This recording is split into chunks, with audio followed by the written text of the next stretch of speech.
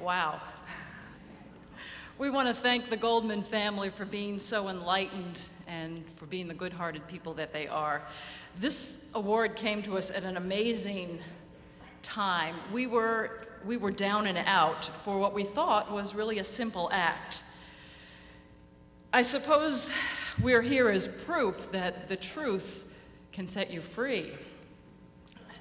Set you free of your home, of your jobs, of your friends. So for the Goldmans to call us, we knew that they recognized that it really isn't supposed to happen that way. And for that validation, we are eternally grateful. I'm also honored.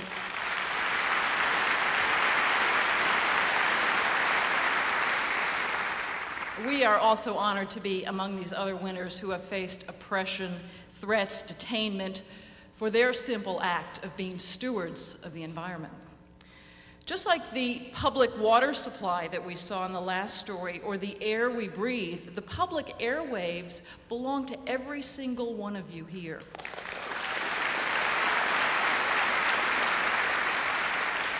It is a precious commodity, and in exchange for the right to use those airwaves, free of charge, by the way, broadcasters are supposed to give back to the public in the form of honest news reporting and information.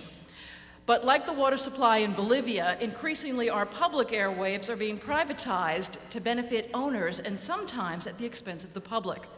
It has been said that corporate greed has accomplished what totalitarian governments do so well: silence a free press. And I ask you, do you want reporting to be filtered by fear or by favor? If not, demand that broadcasters in your area be accountable to you, the public, who own the public commodity over which they make their private fortunes.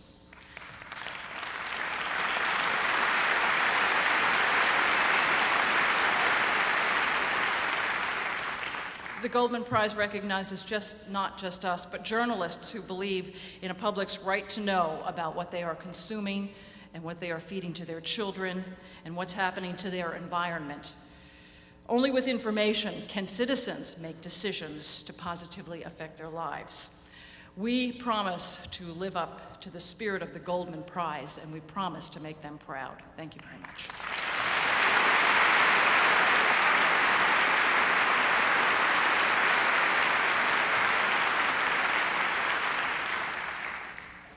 It can't be said enough how incredibly humbled we both are to be on the stage and in the company of people who have literally risked their lives and had their homes burned down and been imprisoned in boxes simply to speak the truth to power.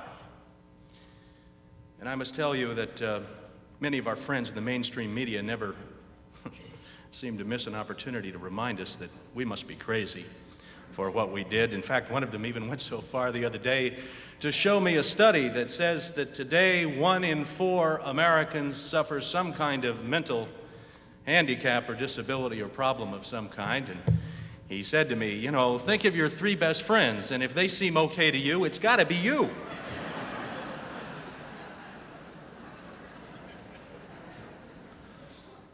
Just the other day, one of the people that I love most in the world, and one of the people who I know has the very best of intentions, reminded me yet again, you just can't always fight City Hall.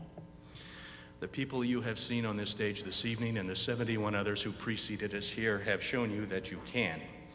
And apart from enabling us to go on with our work, this prize is powerful motivation and encouragement to our fellow journalists, who I think still mean very well. But many of them now work for news organizations that put profit and personal and special interest ahead of the public interest. And they force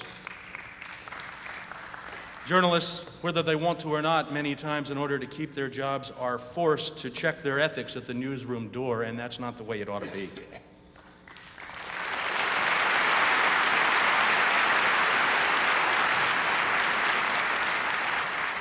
Many mainstream journalists here in America these days believe that they have little choice now but to keep their heads down and their mouths shut in order to keep their job, because they believe that if they stand up and if they speak up for what is right, there will be no one there to support them.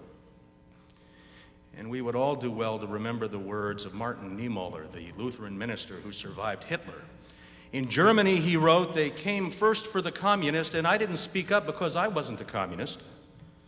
And then they came for the Jews, and I didn't speak up because I wasn't a Jew. And then they came for the trade unionist, and I didn't speak up because I wasn't a trade unionist. And then they came for the Catholics, and I didn't speak up because, after all, I'm a Protestant. And then they came for me. And by that time, there was no one left to speak up. Many of you have incredibly important stories to tell that are just not being told these days, and one way or another, we would like to spend the rest of our lives to help you tell those stories. Yes, we can fight City Hall, and sometimes we must. Thank you.